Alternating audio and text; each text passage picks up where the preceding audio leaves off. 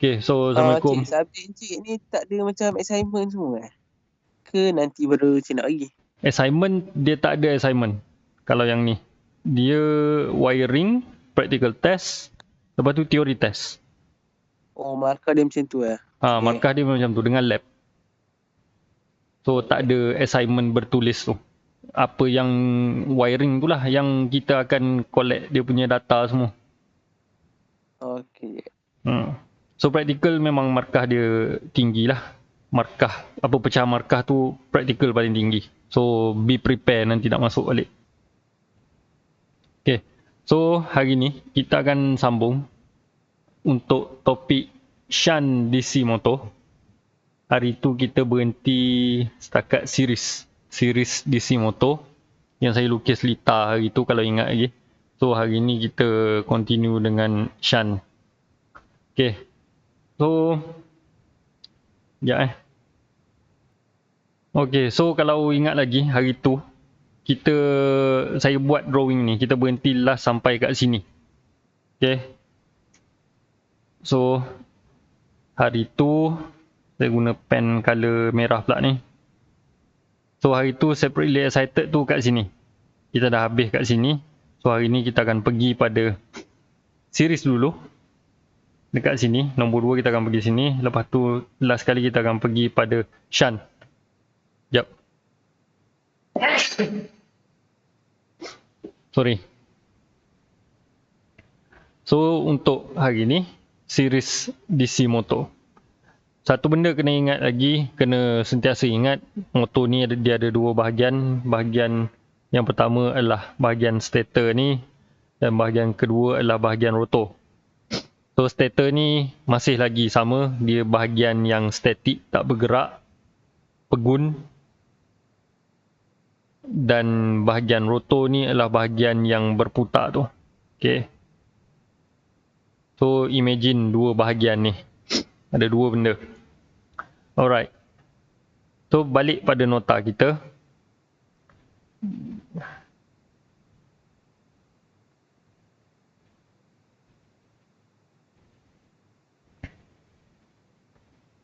Okay, so separately excited and shunt DC motor. Sekejap, mana series ni? Sekejap.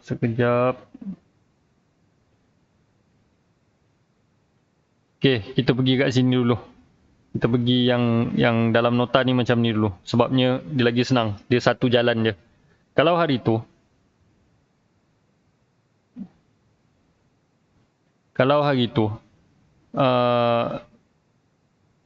apa nama ni? Separately excited. Kenapa benda ni? Kejap. Okay, sorry. So, ni dah boleh conteng lah. Tadi masalah sikit software tu. So, kita pergi terus kepada series DC motor dulu. Okay, series DC motor. So, apa beza series DC motor ni dengan separately excited? Kalau separately excited hari tu, kalau perasan, dia akan ada dua winding. Dia akan ada dua belah. Satu belah sini. Lepas tu satu lagi. Dia akan ada rintangan. Lepas tu ada motor. Lepas tu ada ni. Okay, dia akan ada dua belah. Yang belah sini kita panggil sebagai RF. Dan belah sini kita panggil sebagai RA. So yang ni adalah rotor. Dan yang ni adalah belah stator. So ada dua supply. Satu supply kat sini. Dan satu lagi supply untuk kepada rotor tu sendiri. So ada dua separate. Asing. Sebab itulah nama dia separately excited. Tapi, macam mana kalau series DC motor ni? Kalau sambungan siri, maksud dia sambungan tu adalah satu laluan. Kalau loop tu plus dia kat sini, minus dia kat sini. Satu loop saja. Tak ada cabang-cabang apa semua. So kalau yang ni, dia series juga, satu laluan juga, tapi dia asing. Roto dengan stator. So, apa yang membezakan yang series ni dengan separately excited ni, apa yang membezakan dua ni adalah benda ni sekarang dia ada satu supply, ni supply dia, ni adalah supply dan ni adalah rintangan series. Kalau ikut kat sini nama dia RS. Tapi ni sebenarnya adalah medan dia, field. Dan yang ni adalah armature dia. Yang ni adalah untuk dia punya rotor. So yang ni, yang field ni sebenarnya memang duduk dekat stator. Yang ni memang duduk dekat stator. Lepas tu dia ada sambungan pula daripada stator tu. Stator tu macam ni. Saya selalu lukis macam ni. Okay. Dan ni adalah rotor dia. So stator ni dia akan ada winding. So akan ada winding. Dia akan ada satu brush kat depan ni. Dia akan sambungkan sebenarnya wayar ni masuk ke sini. Dan kat sini pula akan ada satu winding lagi. So yang ni adalah field. Alamak, payah nak lukis sebab kecil sangat. So yang ni adalah yang ni. Dan yang dekat rotor ni adalah yang ni. Okay. Boleh imagine tak? Agak-agak.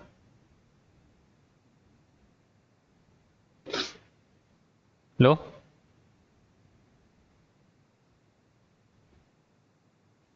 InsyaAllah boleh. Boleh. Agak-agak boleh. Tengok. Boleh. So ada dua bahagian. Satu bahagian stator dan satu bahagian rotor.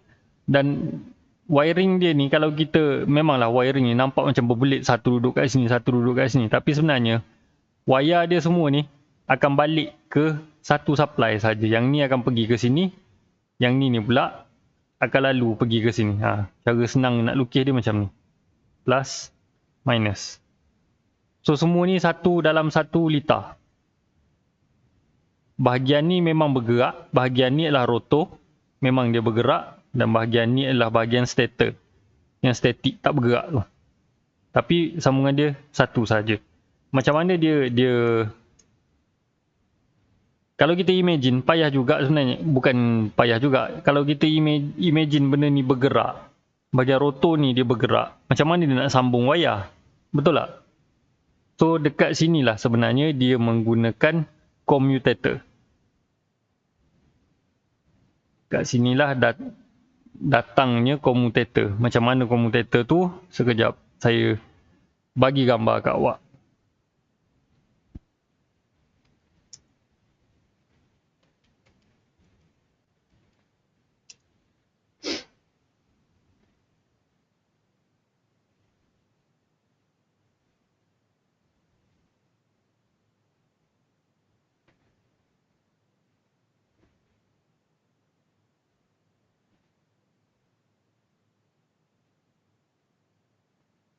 Alamak, kecil sangat gambar ni. Sekejap, saya cari gambar besar sikit. Ni dia. Okay. Sebentar kita tukar display ni jap.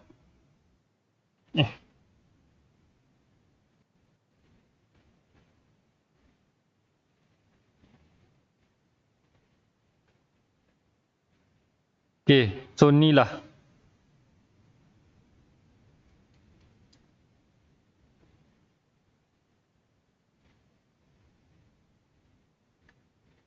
Okay, so ni. Okay. So ni lah commutator. Dah nampak belum gambar ni? Nampak dah. Okay. So dekat sini. Macam mana ni bahagian yang bergerak, rotor. Macam mana dia sambungkan bahagian yang statik tu kepada bahagian bergerak ni menggunakan benda ni. So setiap satu slot ni, setiap satu gigi ni, dia akan pergi pada satu winding yang ada banyak dekat sini ni. So setiap satu ni mewakili satu. Dia akan sambungkan kepada satu. So keseluruhan benda ni akan bersambung. Daripada stator, bahagian statik tu kepada bahagian yang rotating, yang bergerak ni. So dia boleh lah buat wiring walaupun benda tu bergerak. Okay. So dekat sini pula macam mana dia transferkan bekalan elektrik, dia gunakan karbon, berus karbon. Dia akan ada berus karbon kat sini, dia yang akan bergesel dengan commutator ni, setiap slot commutator ni. Kalau nampak kat sini ada kesan cala ni, betul lah ni. Sebabnya ada berus karbon. Berus karbon tu pula awak boleh bayangkan pensel.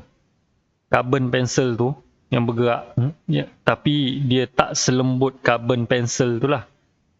Muncung pensel tu lembut sebab tu kita tulis dia berbekas. Tapi yang ni dia keras. Dia sangat keras. Dia boleh mengalirkan elektrik tapi dia tak senang habis. Salah satu benda kalau drill kat rumah, drill tangan tu, kalau tak berpusing, salah satu yang rosak adalah carbon brush. Yang kat sini ni lah. Mana yang sekali dengan berus karbon dia. Sekejap saya cari yang ada carbon brush sekali. Biasa carbon brush boleh tukar kan? Ya, betul. Carbon brush boleh tukar. Oh, ni bukan.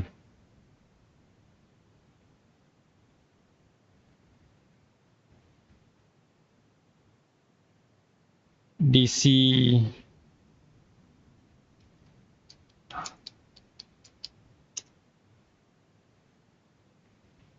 ni lah. Rupa dia macam ni je. Seketul. Petak macam ni je. Contoh ni. Ni. Inilah carbon brush. Inilah carbon brush dia. Dia akan geselkan kat sini. Yang ni pun sama. Dia akan bergesel. Sebab tu bentuk dia. Kalau tengok ni dia terhakis. So ni lah carbon brush. Macam ni lah cara dia sambungkan wiring daripada stator kepada rotor. Okey. Boleh. Okey. Kita tukar balik kepada nota kita. Mana ni?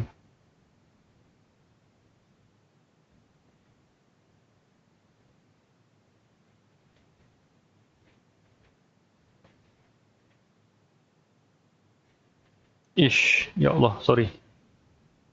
Tersilap ambil nota. Tersilap ambil software.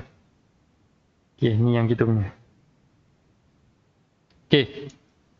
So, dengan cara menggunakan commutator dengan carbon brush semua tu, dia boleh achieve hantar current ni kepada dua-dua bahagian, stator dan juga rotor. So, kalau macam ni, series DC motor ni, dia akan ada bekalan. Lepas tu dia ada rintangan. Kita consider rintangan saja. Kita tak consider inductance ni. So, kalau Ohm's law, hukum Ohm, V sama dengan apa? IR. V sama dengan IR. So, bila bekalan dah ada, rintangan pun dah ada, ni ada rintangan, so akan ada current. Betul tak? So, current kalau 1 liter macam ni, current dia sama ke berbeza?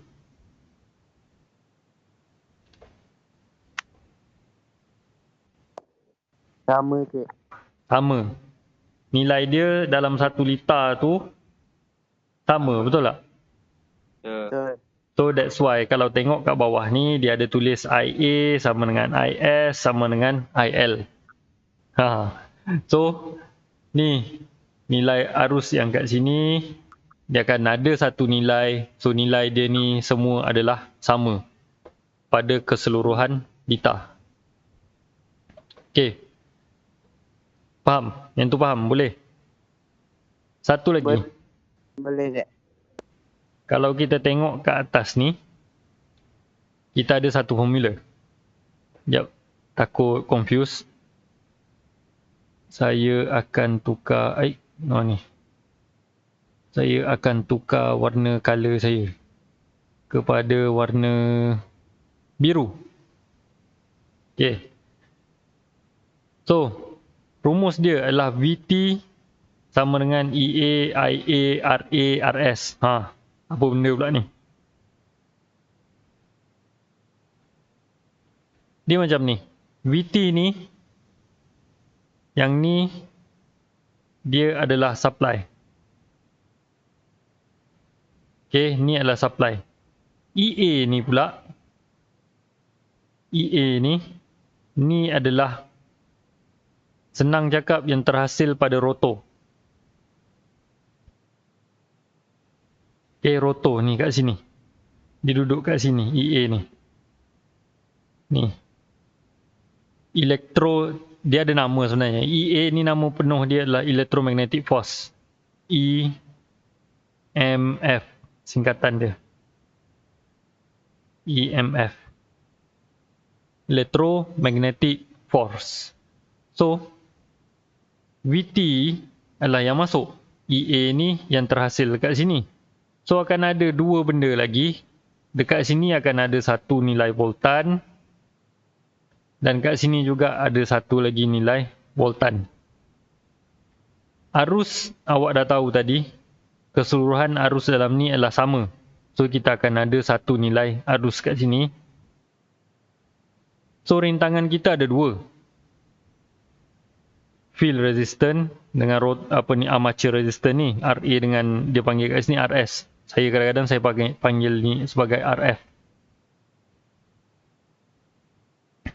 So, dua resistor ni sebenarnya kita boleh tambah. That's why dekat sini dia akan keluar nilai macam ni. RA tambah dengan RS. So, apa akan jadi? Untuk VT ni, dia adalah supply. So, ni adalah masukan. Awak ingat lagi tak teori Lita? Kirchhoff voltage law lah. Voltan yang masuk kena sama dengan voltan Yang keluar. masuk kena sama dengan keluar. Nilai dia kalau kita kalau kita tolak dua nilai tu, dia kena jadi kosong. Itulah betul benda tu. Kalau hilang kat mana-mana, sebenarnya ada benda lagi yang kita missing, kita tak kira. So, dekat sini sebenarnya, kalau rumus, mana pula pergi pen ni? Lupa. Kalau rumus ni sebenarnya, katalah nilai VT ni, VT ni adalah 200. Sebenarnya, kalau kita buat hasil tambah antara EA dengan semua kat sini ni, nilai dia kena 200 juga. Nilai dia ni kena sama. So, kadang-kadang kita simplify kan, kita ubah yang ni, rumus ni, dia akan jadi macam ni. EA sama dengan VT minus IA. Allahu Akbar. Sekejap. Buruk ni. IA darab dengan RA tambah dengan RF.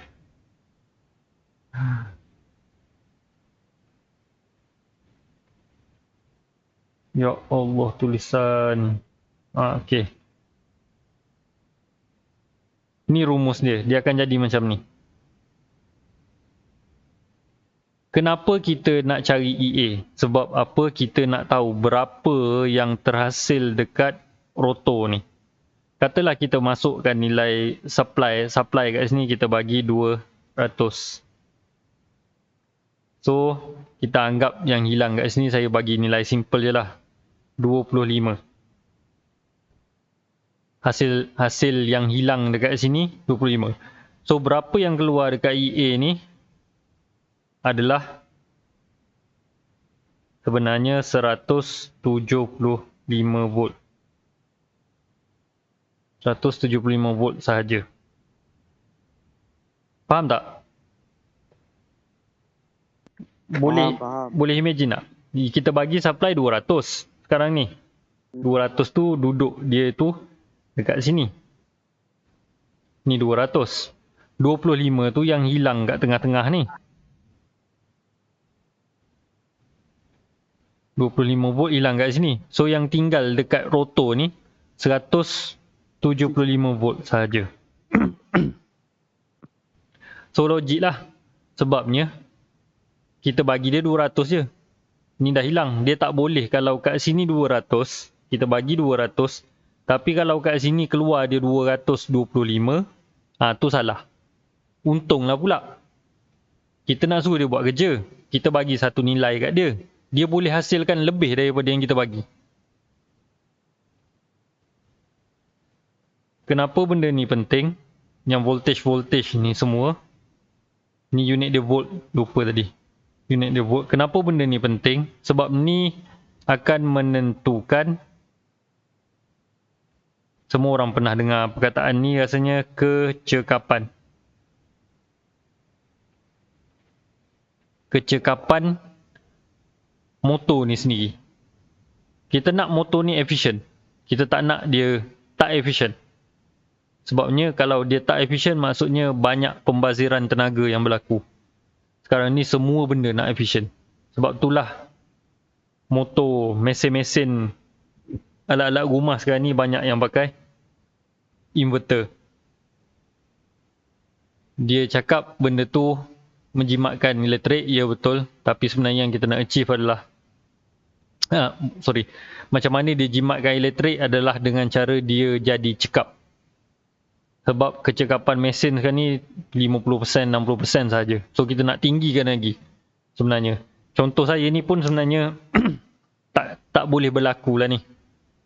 Ni 200 keluar 175 yang tak boleh berlaku sebab ni terlalu cekap. Ni kira voltage regulation dia sangat tinggi. So ni tak berlaku sebenarnya dalam keadaan sebenar. So dalam keadaan sebenar kita memang nak benda ni sangat cekap supaya kurang kehilangan tu. Dan selain daripada tu nak jimat tenaga supaya inilah, jimat tenaga ni sebenarnya lebih pada nak menjaga bumi kita ni. Okey, lagi cekap kita menggunakan tenaga, lagi kurang tenaga yang kena dihasilkan. Kalau kurang tenaga dihasilkan, lagi kuranglah pencemaran. Tu salah satunya. Sebab itulah kereta yang kita naik tu pun antara mesin yang tak berapa cekap lah. Kita bakar petrol tu terlalu banyak lah sebenarnya. Banding dengan apa yang kita dapat tu. Kalau bawa 100 tu patutnya kereta tu dah 150 ke, lebih kurang macam tu lah teori dia. Tapi tak dapat yang sepatutnya kita dapat tu. Kita dapat lagi rendah. Banyak yang hilang. Okay. So, macam mana? Ada soalan pasal pengiraan ni? Lupa, rumus yang kat bawah ni pun sama je. Rumus kat bawah ni sama dengan yang kat atas tu. Ada soalan tak pasal pengiraan ni? Tak ada je. Tak ada. Sebab tak dapat soalan lagi kot. Sebab tu tak berapa nampak lagi. Tak apa. Kita go through. Kalau faham yang ni, okey. Nanti kita akan go through nota pula. Nota pula dah. Soalan. Kalau faham yang ni, okey dah tu. Okey. Selain daripada tu, untuk series DC motor, ni kita dah kira. So, selain daripada tu, series DC motor ni, dia boleh merosakkan diri dia. Kalau motor ni, dalam keadaan normal, dia patutnya dia berpusing pada, ni saya pergi balik pada teori ni tau. Kalau motor ni patutnya pusing pada 3000 RPM. Motor series ni yang kat atas ni, kalau kita on je dia, kita tak bagi dia buat kerja apa-apa, maksudnya kita biarkan je dia on, dia boleh pergi Naik sendiri RPM dia sampai 4,500, 5,000 RPM. Motor ni. Motor series ni. Ni PA perangai dia ni. This motor, the top goes to 0, speed goes to infinity. Kenapa torque ni boleh jadi kosong? Sebab kita tak bagi dia buat kerja.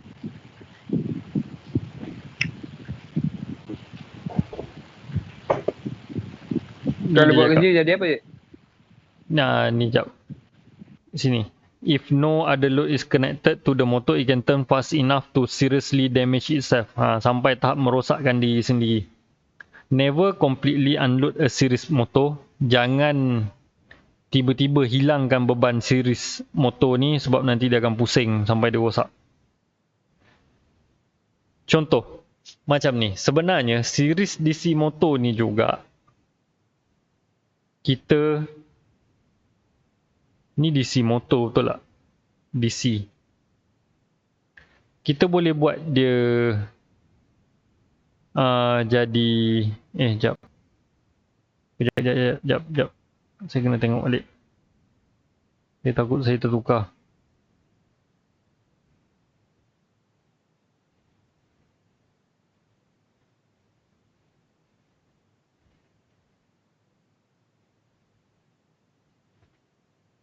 Sekejap azan. Berhenti sekejap Okay, untuk series series DC motor, korang tahu tak? Tadi saya cakap kalau dia tak buat kerja apa-apa dia akan rosak. So, korang tahu tak grinder? Tahu grinder? Tahu je. Tak. Tak tahu je. Tak tahu, grinder tak tahu. Drill rumah tu tahu tak? Drill dinding tu, drill. Ya. Okay, drill tu kalau korang buat kerja katalah dengan parent korang, dengan bapak korang ke, kalau korang main benda tu dia marah tak? Pernah kena marah tak main benda tu? Satu lagi blender. Kalau kat dapur blender. Tahu blender? Drill atau blender? Kalau blender, kalau korang saja-saja nak main, maksudnya on je, mak korang biasanya akan marah. Dia kata nanti benda tu rosak. Korang akan pelik. Kenapa benda tu rosak? Sama lah juga dengan drill. Kalau tak tebuk dinding, tak buat apa, korang tekan je benda tu. Benda tu pun sama, dia akan rosak. Kenapa? Sebab benda tu, mesin-mesin motor yang digunakan dalam drill, blender, grinder, semua tu sebenarnya dia adalah series DC motor ni. Dia sebenarnya adalah series DC motor. Tapi dia boleh dibuat supaya dia boleh menggunakan AC, bekalan kuasa AC. Dia series DC motor tapi dia guna AC supply. Nama dia sebenarnya adalah Universal Allah tulisan. Sorry. Aku tak nampak dah benda ni. Universal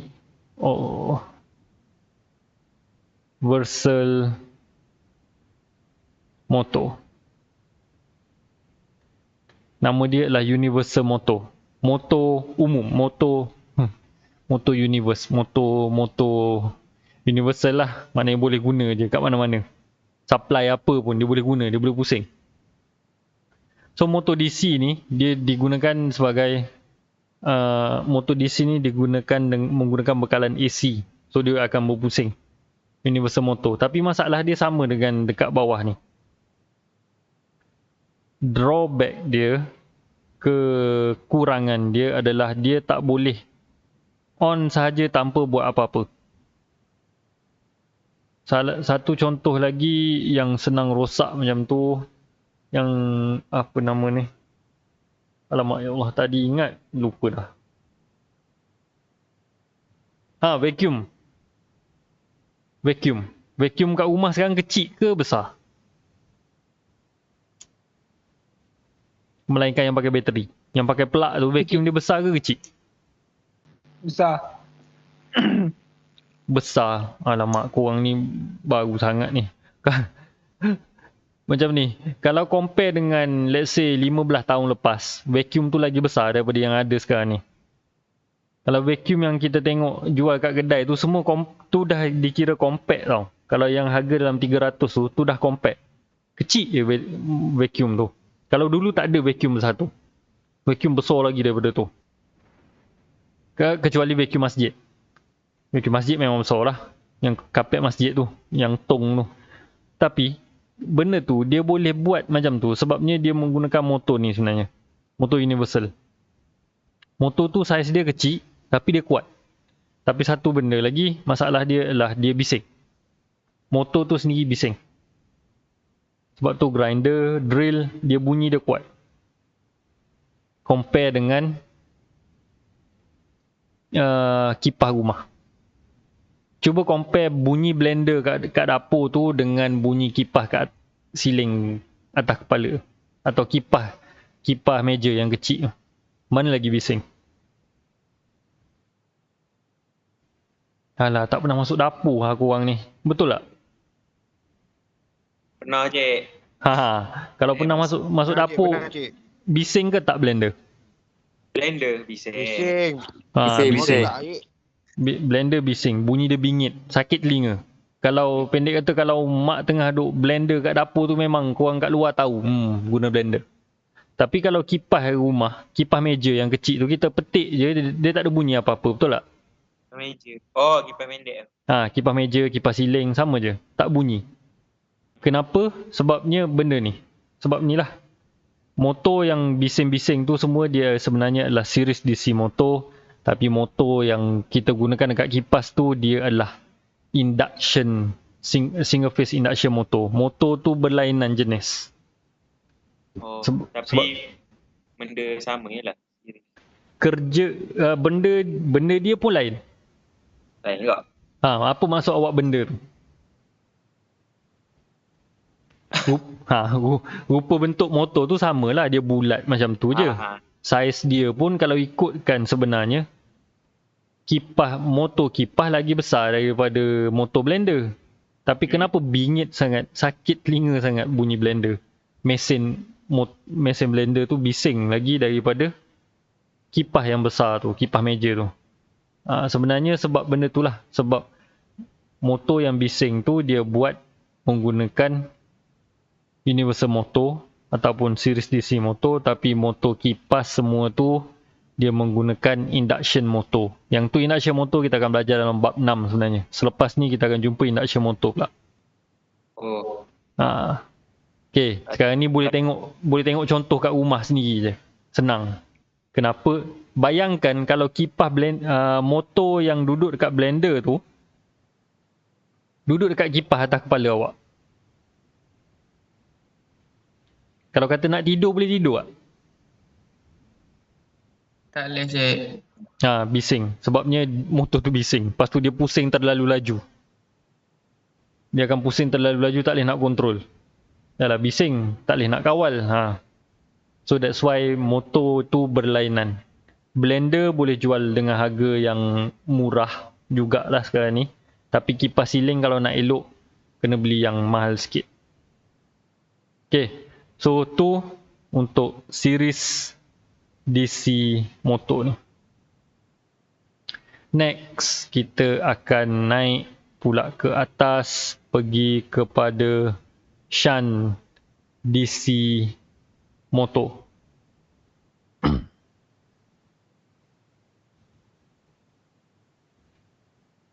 Okay, sebelum tu bagi saya minum air sikit sebab tekak tak berapa. Lekat-lekat sikit. Sekejap Take 5. Okay, untuk yang ni, yang seterusnya, dia berkait juga dengan macam yang drawing tadi tu, yang drawing saya tunjuk awal-awal tadi tu, yang mana nextnya adalah shunt. Shunt ni sebenarnya dia gabungkan antara ya Allah, jap. Okey. Shunt ni dia gabung field ni dekat stator dan rotor dekat sini, tapi dia bagi dalam bentuk parallel. Okay. So, saya lukis balik yang tadi. Okay, saya lukis balik yang apa nama series tadi. So, series supply dia belah sini. Lepas tu dia RF, lepas tu RA, lepas tu rotor. Okay. So, sini kita ada kita punya supply VT. Dan ni adalah EA. Mana pula begini? Okay. So, ni adalah RF.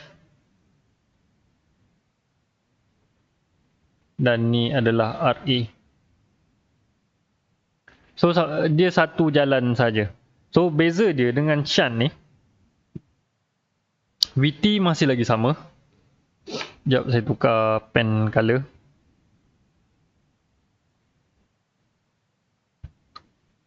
Okay, VT ni masih lagi sama. Macam tak tukar pula. Hijau-hijau. Okay, VT masih lagi sama. RF akan duduk dekat sini. RA duduk kat sini. Dan ni adalah EA.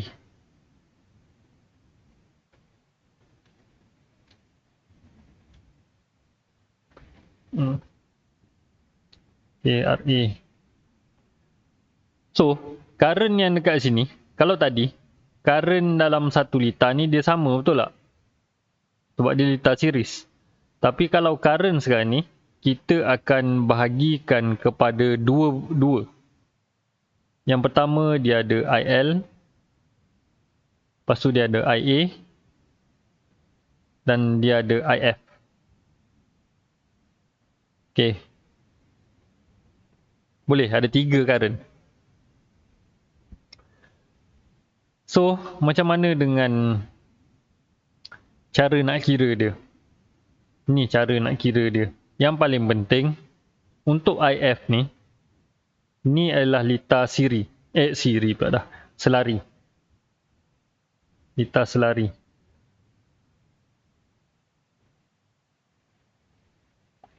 Okay, so bila dia liter selari,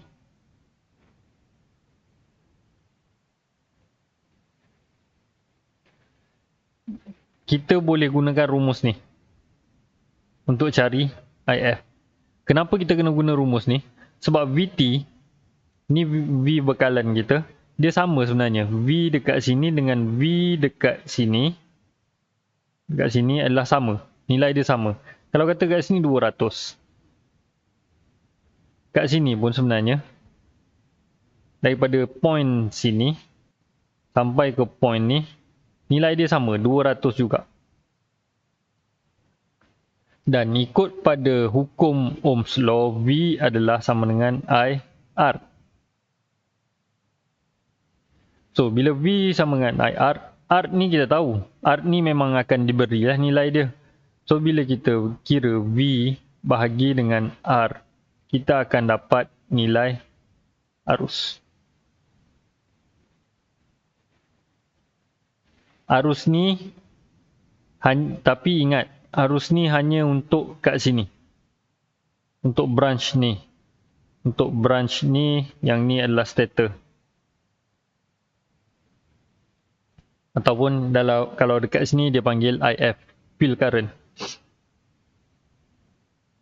So kita akan dapat nilai IF kat sini. Okay. Boleh sampai situ?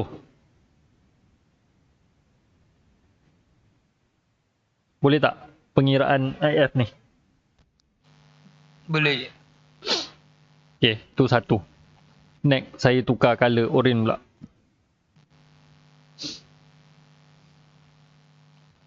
So, kita dah dapat nilai kat sini.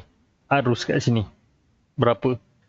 So, target kita biasanya, kita nak kira IA ni berapa.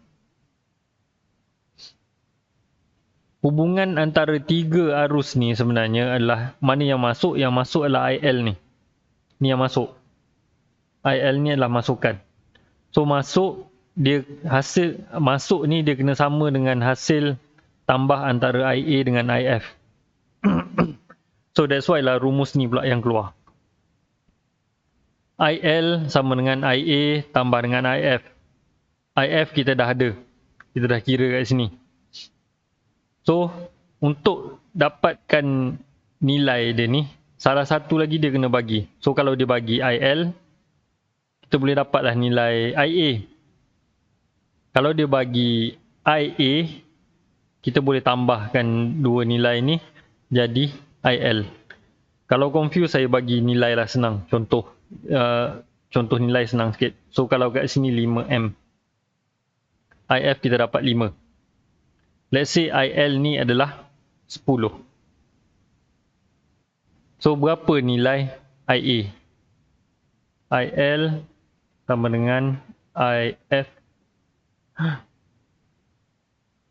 Oi, jap. Pen saya ni dah mengarut sangat dah ni.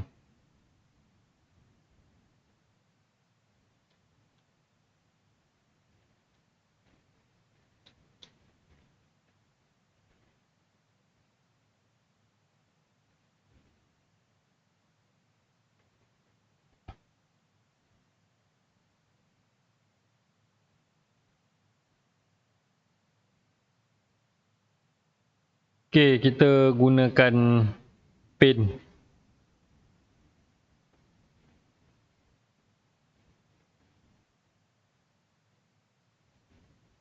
Okey. Tadi kita punya tu ada 3 macam ni, betul tak? Macam ni. Lepas tu sini. Lepas tu ni. Oh, kalau saya buka whiteboard pun boleh, tapi tak apalah. So kat sini kita ada RF. Dan kat sini ada RA. Tadi saya dah kira nilai IF menggunakan rumus ni. VT bahagi dengan RF. So kita akan dapatlah nilai IF. Tadi saya bagi tahu dia sebagai 5 ampere.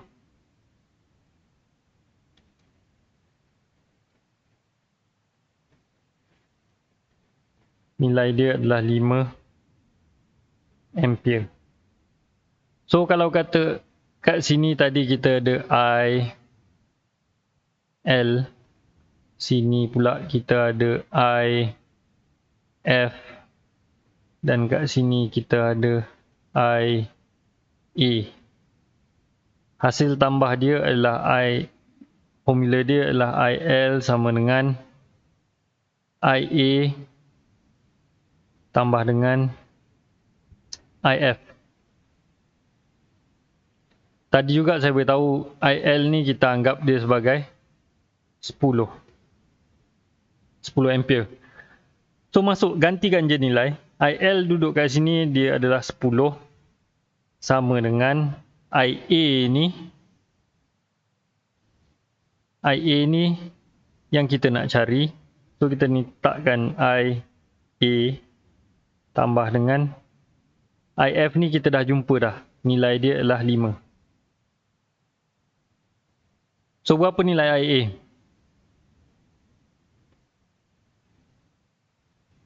Berapa?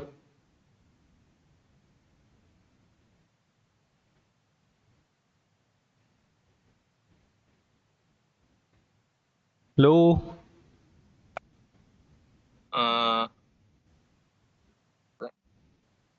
IF. Kat sini ni tambah ni. Kat sini ni tambah. So kita pindah ke sini. Kurang ni. 10 tolak 5. Ya Allah. Dapat berapa? 5. 5 lah. 5 dia, cik. Ha? Apa dia? Betul saya jawab 5 dia. Oh ya ke? Dah. Yelah meh. Tak ingat hari. So 10 ni yang masuk VT. 10 ni adalah yang masuk. So dekat sini kita dah kira dia sebagai 5. So kat sini ada lagi 5. Tu je. So IA ni adalah 5 ampere. Tapi yang penting adalah benda ni. Kita kena faham benda ni. Kalau nilai dia kat sini, tadi saya beritahu kan, yang ni, untuk kira IF ni, kita ambil nilai VT. VT ni kat sini, berapa-berapa lah. Kalau tadi saya bagi contoh 200. So, bahagikan dengan nilai RF. Nilai ni akan diberi dalam soalan. So, bahagikan dengan R, kita akan dapatlah satu nilai current dia berapa. Kalau kat sini contoh saya bagi 5 ampere. So, once dah dapat yang ni, masukkan nilai dalam ni. So, kita pindah-pindahkan lah. Ni hanyalah operasi tambah. So, tambah dengan tolak je. Tukar-tukar je. Okay. Boleh? Boleh cik. Okay. So, kita Boleh je. sambung. Ni baru satu rumus. Okay, ni baru satu rumus. Dia ada satu rumus lagi. Kita balik kepada nota kita balik.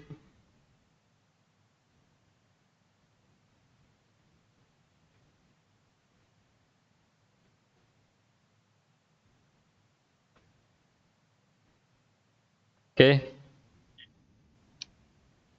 Next, kita ada rumus yang ni pula. VT sama dengan EA tambah dengan IARA.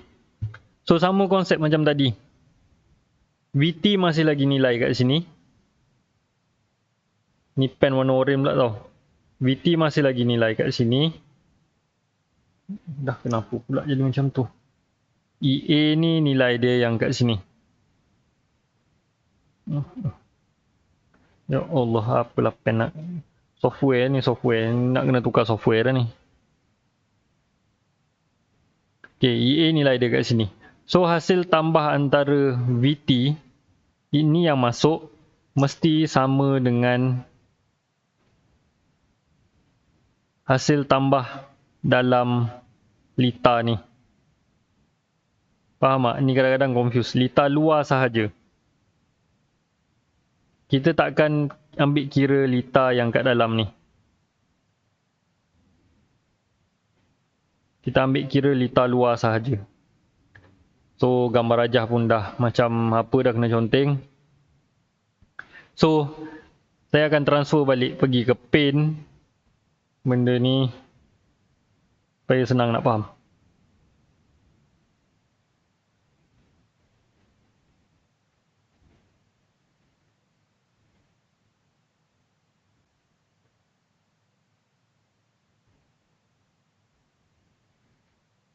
Okay. So, next. Uish. Ya Allah, kenapa pula ni?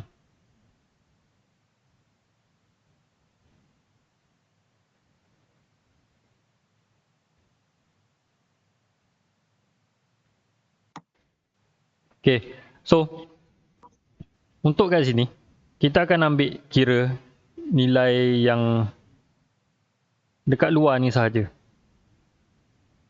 Okay. So, dekat sini, EA dia masih lagi duduk kat sini. Ni EA. EA. So, VT ada. IL ada. IA ada. Kita dah ada nilai. RA pun dah ada. So, rumus dia untuk kira ni sama macam tadi lah. Maksudnya yang masuk, nilai yang masuk ni, katalah nilai yang masuk ni 200. So, dia mesti sama dengan hasil tambah EA ni dengan voltan yang dekat sini. Sebab ni I jumpa dengan R. I jumpa R, automatik akan ada voltan. So, hasil tambah dia mesti sama.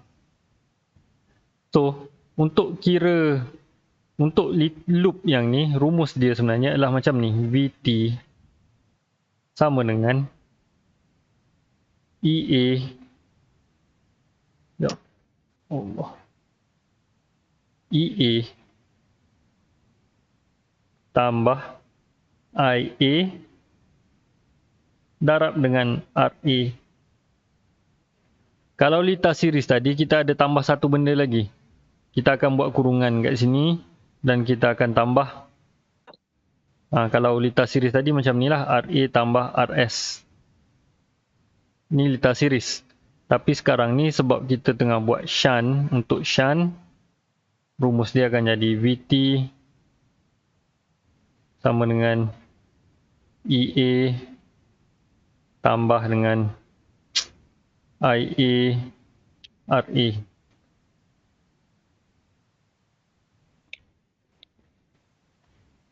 Okay, nampak ni, nampak rumus ni. VT sama dengan EA tambah IA RA. So saya dah bagi nilai kat sini. VT saya bagi nilai dia sebagai sama juga 200. Sama dengan EA tambah IA sekarang ni saya bagi nilai dia sebagai tadi kita dah kira ni IA ni. IA ni dekat sini kita ambil nilai yang kita kira tadi. So 5 volt. RA, armature resistor ni biasa nilai dia tak berapa tinggi sangat. Okay, so let's say untuk memudahkan pengiraan saya pakai 5 juga. Kat sini nilai dia 5 ohm. So ni nak masuk kat mana 5 ohm ni? RA. Ha, betul. Kita masukkan dekat RA. So 5 darab dengan 5. 5 darab 5 berapa meh? Mengikut pandangan saya 25. Oh. Okey tu berfungsi lagi lah tu. 5 kali 5 boleh kira okey tu. So 200 sama dengan EA. Dia nak ujung-ujung dah ni. Tambah 25. Ha, kalau macam ni berapa pula nilai EA?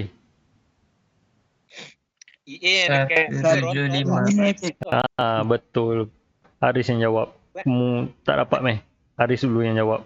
175 Dia tolak tu. 75 volt. Ya, kena tolak lah. Sini kan tambah. Bila pindah ke sini jadi tolak. 200 tolak 25. Tapi kalau betul-betul pengiraan dia bukan macam tepat sangat pun kan. Ha, kalau yang sebenarnya bukan nombor bulat macam ni lah. Pengiraan sebenarnya akan ada titik-titik perpuluhan lah. Tapi ni untuk contoh. Tujuh saya fokus tadi. Ha, bagus. So kat sini satu 175 volt. 175 volt dekat sini, kat sini pula adalah 25 volt. So samalah nilai dia dengan kat sini. So hasil ni yang masuk, ni input dan ni yang keluar dia. Yang keluar ni adalah hasil tambah dua ni. Kalau ada resistor lagi, kita tambah lagi. Kita kena kira semua resistor yang ada. Tapi kalau kalau pengiraan kita litar dia tak complicated sangat lah. Macam saya cakap lah, inductance saya tak masukkan, saya tak consider inductance dalam ni. Inductance tak belajar lagi cik tak? Inductance awak dah belajar masa EE kan? J omega L. Inductor. Inductor. So ni lah basic untuk pengiraan yang basicnya adalah benda ni saja. Kita kalau untuk shunt ni kena ingat yang ni adalah untuk shunt. Kita biasanya kena menggunakan rumus yang ni nombor 1. Yang ni rumus yang kedua dan yang kat bawah ni adalah rumus yang ketiga. Yang basicnya kita ada 3 rumus ni je. Cik nak salin jap boleh tak? Tak payah salin, benda ni rekod. Tadi kamu tak rekod? Tak, yang ni dah rekod dah ni. Ni semua rekod. Okay, tapi nanti boleh tengok balik dekat YouTube. Okay, ada soalan apa lagi?